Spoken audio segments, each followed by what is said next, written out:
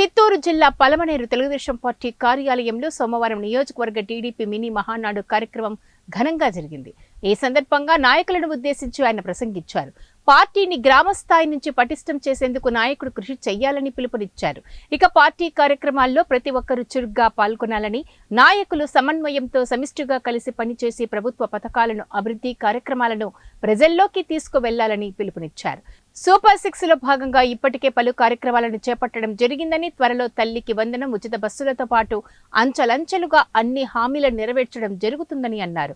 జగన్ రాష్ట్రాన్ని అధోగతి పాలు చేస్తే ఎన్ని ఇబ్బందులు ఉన్నా బాబు ఇచ్చిన హామీలను అమలు చేస్తున్నారని అన్నారు.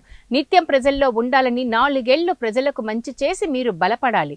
మీరు బలంగా ఉంటేనే పార్టీ బలంగా ఉంటుందని, నాయకులను అధికంగా రాజకీయంగా బలోపేతం చేయడానికి పార్టీ అండగా ఉంటుందని, ఇక నామినేటెడ్ పదవులు వచ్చినా రాకపోయినా క్రమశిక్షణతో పార్టీ కోసం నిబద్ధతతో పని చెయ్యాలని, అటువంటి వారికి తప్పకుండా న్యాయం జరుగుతుందని అన్నారు.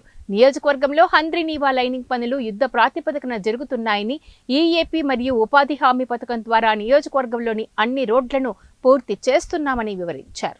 వ్యవస్థాపక అధ్యక్షులు కీర్తన నందమూరి తారక రామారావు గారి ఆలోచనలకు అనుగుణంగా, ఆయన ఆశయాలకు అనుగుణంగా తెలుగుదేశం పార్టీలో పార్టీని ముందుకు తీసుకెళ్ళడానికి ఇది ఒక మంచి కార్యక్రమం, మంచి అవకాశం అని చెప్పి సందర్భంగా కూడా మీ అందరి దృష్టికి తెస్తా ఉన్నా.